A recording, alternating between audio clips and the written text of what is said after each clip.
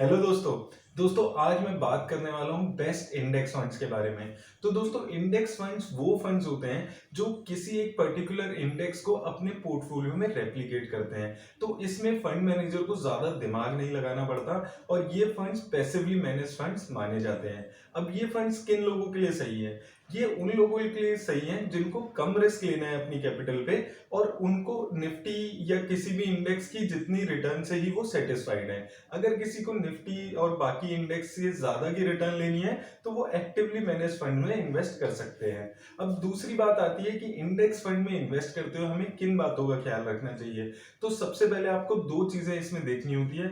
सबसे पहला तो है एक्सपेंस रेशो, उस फंड की एक्सपेंस रेशो क्या चल रही है, और दूसरा है कि वो ट्रैकिंग एरर कितना दे रहा है उस इंडेक्स को ट्रैक करते हुए। ट्रैकिंग एरर को समझने के लिए आपको ये देखना जरूरी है कि उस फंड का ओयूएम कितना है, क्योंकि पैसिवली मैनेज फंड में जितना ज्यादा उसका ओयूएम है उतना ज्यादा वो कम ट्रैकिंग एरर यहाँ पर आपको देगा। तो आप इन दो चीजों का हमेशा ख्याल रखें। तो दोस्तों मैं आज इन्हीं दो चीजों का ख्याल रखते हुए आपके लिए बेस्ट 5 इंडेक्स फंड्स लेकर आया हूं जो मेरे हिसाब से आगे जाने वाले टाइम में अच्छे इंडेक्स फंड साबित होंगे। तो आइए देख लेते हैं ये वीडियो। तो दोस्तों यहाँ पर सबसे पहले मैं बात करने वाला हूँ HDFC इंडेक्स सेंसेक्स फंड के बारे में।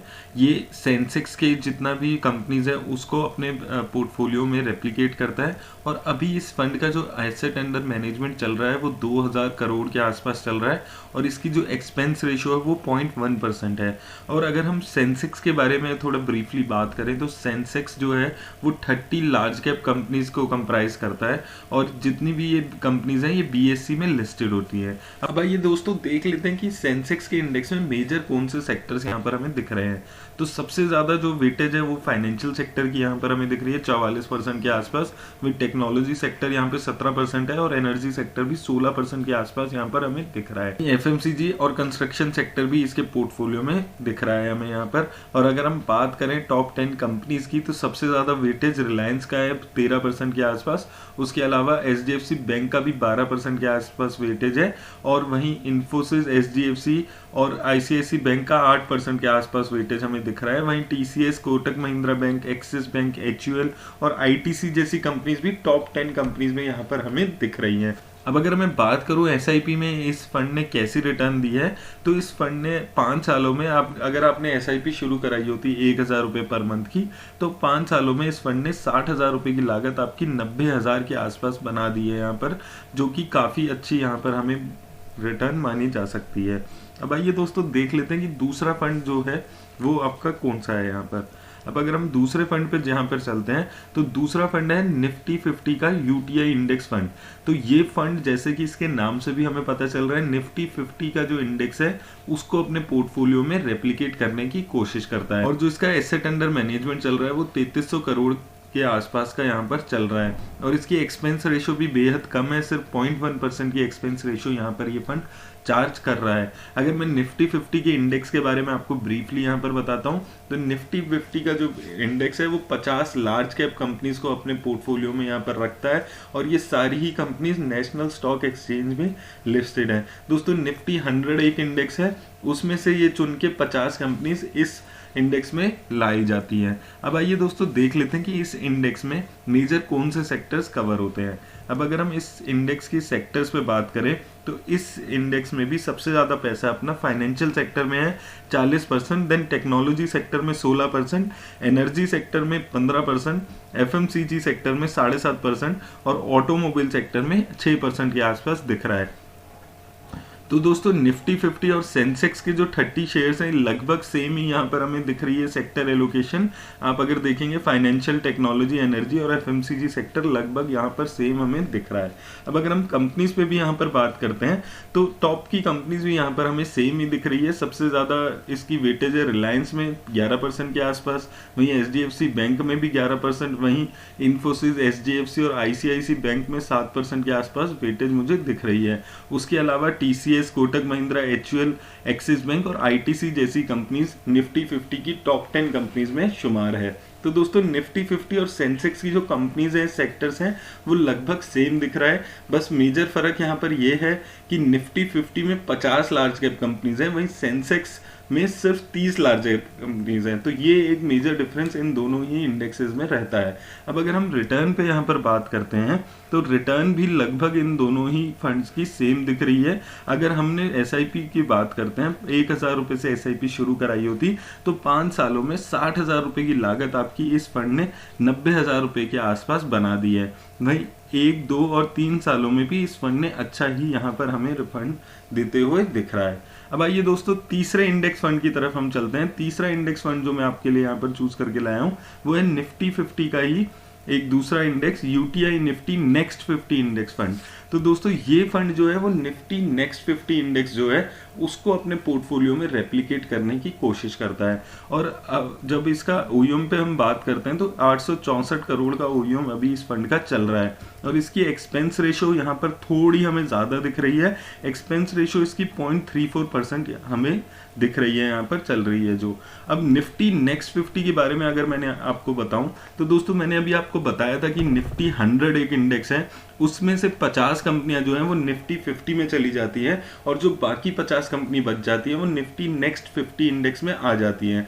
तो इस इंडेक्स में वो बाकी 50 बची हुई कंपनीज शुमार होती हैं। अब आइए देख लेते हैं कि इस इंडेक्स में सेक्टर एलोकेशन कैसा दिख रहा है। अब अगर हम सेक्टर एलोकेशन पे यहाँ पर बात करते हैं तो ये इसका सेक्टर एलोकेशन निफ्टी 50 के सेक्टर एलोकेशन से काफ़ी अलग है। इसमें फाइनेंशियल सेक्टर सिर्फ 18% है, वहीं एफएमसीजी सेक्टर 18%, हेल्थ केयर में 13%, सर्विस सेक्टर 12% और इंजीनियरिंग सेक्टर भी 11.5% हमें दिख रहा है। वहीं टेक्नोलॉजी सेक्टर इसके टॉप 5 सेक्टर्स में यहाँ पर हमें नहीं दिख रहा है। अब अगर मैं कंपनीज पे भी बात करूँ तो कंपनीज भी इसकी बहुत डिफरेंट हो जाती है सेंसेक्स और निफ्टी 50 से। मेन जो इसका कंपोनेंट है सबसे ज़्यादा इसने अदानी ग्रीन एनर्जी है 5%, वही एवेन्यू सुपरमार्ट्स 4.68%, इन्फो एज यानी कि आपका नौकरी.com 4% के आसपास, Tata global beverage 4%, ICICI Lombard का जनरल इंश्योरेंस कंपनी 3% के आसपास, उसी तरह Dabur India, Havells, Godrej consumer, Pidilite industry और मदरसन सुमी जैसी कंपनीज भी इसके पोर्टफोलियो में शामिल हैं। तो दोस्तों आपको निफ्टी नेक्स्ट 50 में अगर आपको पैसा लगाना है तो आपको एक चीज़ यहाँ पर ध्यान रखनी है कि ये वॉलेटाइल ज़्यादा रहता है निफ्टी 50 से, ये गिरता भी जल्दी है और ये बढ़ता भी जल्दी है। तो आपको इस चीज़ का ध्यान रखना है अगर आप निफ्टी नेक्स्ट 50 में पैसा लगा रहे हो। हालांकि अभी कुछ टाइम में निफ्टी नेक्स्ट 50 को बीट कर पा रहा है, लेकिन लॉन्गर टर्म में निफ्टी नेक्स्ट 50 ने बीट किया है निफ्टी 50 को। अब आइए दोस्तों देख लेते हैं कि रिटर्न कैसे दिए इस फंड ने। अगर हम एसआईपी पे रिटर्न की बात करें, सिंस ये फंड ज़्यादा पुराना नहीं है तो एक साल में इसने आपकी 12,000 रुपये की लागत 15,500 रुपये कर दी है। नहीं, 2 सालों में 24,000 की लागत आपकी इस फंड ने 30,000 रुपये के आसपास कर दी है। तो दोस्तों ये अभी तक 3 फंड्स हैं जिनमें अगर लोगों को लगता है कि उनको पैसिव इन्वेस्टमेंट करनी है तो ये फंड्स वहाँ पे सुटेबल मुझे दिखते हैं। अब चौथा फंड मैं यहाँ पर आपके लिए लेकर आया हूँ मोतीलाल ओसवाल का मिड कैप 150 इंडेक्स। दोस्तों अभी तक ये जो 3 फंड्स हमने देखे हैं ये मेजरली आपका लार्ज कैप कंपनीज में पैसा लगा रहे हैं। अब हम ये जो फंड है ये रेप्लिकेट करता है मिड कैप 150 इंडेक्स को, और इसका जो अभी एसेट अंडर मैनेजमेंट चल रहा है वो 137 करोड़ चल रहा है। और इसकी जो एक्सपेंस रेशो है ये भी थोड़ी कंपैरेटिवली ज़्यादा है 0.38%। अगर मैं इसको आपको ब्रीफली बताऊं तो मिड कैप 150 में 150 कंपनीज यहाँ पर शुमार हैं। तो दोस्तों अगर आपको इन्वेस्ट ही करना है कि आपको मिड कैप 150 इंडेक्स में ही इन्वेस्ट करना है तो ये फंड मुझे बेस्ट दिखता है। हालांकि मैं आपको यही सजेस्ट करूंगा कि मिड कैप और स्मॉल कैप में आप इंडेक्स फंड में पैसा ना लगाएं, क्योंकि उसमें ज़रूरत होती है एक एक्टिव फंड की, क्योंकि मैनेजर ही डिसीजन ले सकता है कि मिड कैप और स्मॉल कैप कंपनीज अच्छा कौन सा ज़्यादा करने वाली है। और इनकी एक्सपेंस रेशो भी यहाँ पर हमें ज़्यादा दिख रही है 0.38% की, जो कि काफ़ी ज़्यादा एक्सपेंस रेशो है। इतनी नॉर्मल एक्टिव फंड्स में भी आपको मिल सकती है। अब अगर हम इस इंडेक्स के सेक्टर्स पे बात करें तो सबसे ज़्यादा वेटेज यहाँ पर है फाइनेंशियल सेक्टर की 26% के आसपास, वहीं केमिकल, सर्विस और हेल्थ केयर सेक्टर की 10% के आसपास यहाँ पर एलोकेशन मुझे दिख रही है। वहीं ऑटोमोबाइल सेक्टर की 9% के आसपास वेटेज यहाँ पर है।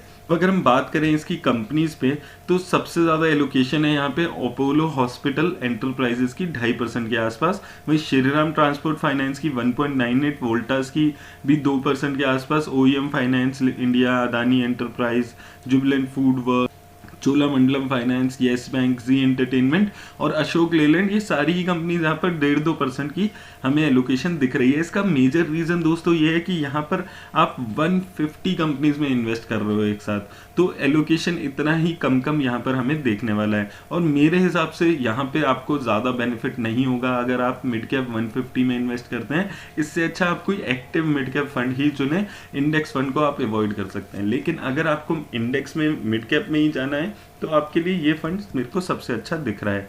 अब अगर हम वन टाइम इन्वेस्टमेंट पे बात करें तो अगर आपने 10,000 रुपये लगाए होते इस फंड में तो 1 महीना, 3 महीना, 6 महीने में इसने आपका पैसा अच्छा बढ़ाया है। और अगर एक साल में देखते हैं तो 10,000 रुपये इसने आपके 20,000 रुपये से ज़्यादा कर दिए हैं। वहीं अगर आपने इसकी इंसेप्शन में, यानी कि अभी इस फंड को 1.5-2 साल के अराउंड हुआ है, तो अगर आपने इसकी इंसेप्शन में ही 10,000 रुपये लगा दिए होते तो 10,000 रुपये आपके 16,000 रुपये के आसपास यहाँ पर हो गए हैं। तो दोस्तों इस फंड ने रिटर्न अच्छा दिया है, लेकिन एक्टिव मिड कैप फंड मुझे लगता है यहाँ पर बेटर रिजल्ट देते हैं। अब मैं जो 5वां फंड आपको बताने वाला हूँ वो एक स्मॉल कैप इंडेक्स में पैसा लगाता है। अगर हम स्मॉल कैप इंडेक्स में बात करें तो मैं आपके लिए लेकर आया हूँ मोतीलाल ओसवाल का ही स्मॉल कैप 250 इंडेक्स। तो ये रेप्लिकेट करता है स्मॉल कैप 250 इंडेक्स को, और इसका जो अभी OUM चल रहा है वो 137 करोड़ के आसपास चल रहा है। और इसकी एक्सपेंस रेशो भी थोड़ी यहाँ पर ज़्यादा दिख रही है, 0.38%। वहीं अगर हम ब्रीफली बात करें स्मॉल कैप 250 इंडेक्स के बारे में तो इसमें भी 250 कंपनीज इन्वॉल्व होती हैं। तो यानी कि अगर आप इस इंडेक्स में पैसा लगाते हैं, इस फंड में पैसा लगाते हैं, तो आप 250 कंपनीज में एक साथ पैसा लगाने वाले हैं। अगर अब मैं बात करूं इस इंडेक्स के सेक्टर्स पे तो सबसे ज़्यादा यहाँ पर फाइनेंशियल सेक्टर दिख रहा है मुझे 13.5%, वहीं सर्विस, हेल्थ केयर, कंस्ट्रक्शन और इंजीनियरिंग सेक्टर भी 10-12% के आसपास हमें दिख रहा है। अगर अब हम बात करें यहाँ पर इनकी कंपनीज पे तो सबसे ज़्यादा यहाँ पर मुझे डिक्सन टेक्नोलॉजी दिख रही है 2.39% के आसपास। वहीं लॉरस लैब्स और इंडिया मार्ट के पास भी 2% की एलोकेशन यहाँ पर दिख रही है। उसके अलावा काफ़ी सारी कंपनीज हैं जो 1.5% के आसपास यहाँ पर दिख रही है। उसका रीज़न वही है कि आप एक साथ 250 कंपनीज में पैसा लगाने वाले हैं। तो दोस्तों यहाँ पर भी मैं वही चीज़ बोलूँगा जो मैंने आपको मिड कैप इंडेक्स के लिए बोला था कि अगर आप चूज़ करते हैं कि आपको इंडेक्स फंड में ही पैसा लगाना है तो ये फंड मुझे बेस्ट दिखता है। लेकिन मैं आपको यही बोलूँगा कि अगर आपको स्मॉल कैप ही कंपनी में पैसा लगाना है तो आप एक एक्टिव फंड चुनें, उसमें आपको ज़्यादा फायदा यहाँ पर होता हुआ मुझे दिखता है। अगर अब मैं इसमें रिटर्न पे बात करूं तो अगर आपने 10,000 रुपये से यहाँ पर वन टाइम इन्वेस्टमेंट की होती तो इस फंड ने एक साल में वो आपकी इन्वेस्टमेंट 10,000 रुपये की 22,000 रुपये बना दी है। यानी कि एक साल में इस फंड ने 120% से ज़्यादा की रिटर्न आपको दी है। नहीं, अगर आपने 1.5-2 साल पहले इसकी इंसेप्शन में ही पैसा लगा दिया होता तो आपके वो 10,000 रुपये 15,000 रुपये हो गए हैं, यानी कि 57% के आसपास की रिटर्न। तो दोस्तों ये थे वो 5 इंडेक्स फंड जो मैंने लार्ज, मिड और स्मॉल कैप कैटेगरीज में यहाँ पर कवर किए हैं। इसके अलावा भी काफ़ी इंडेक्स फंड्स हैं जो अलग अलग कैटेगरी के हिसाब से होते हैं। मैं ट्राई करूँगा अगली वीडियो में कभी वीडियो बनाकर वो इंडेक्स फंड भी कवर करने की। अगर आपको ये वीडियो हेल्पफुल लगी हो तो इसे शेयर और लाइक ज़रूर करें और मुझे कमेंट सेक्शन में भी ज़रूर मैसेज करें। और अगर आपने अभी तक भी मेरा चैनल सब्सक्राइब नहीं किया है तो उसे ज़रूर कर लें। धन्यवाद।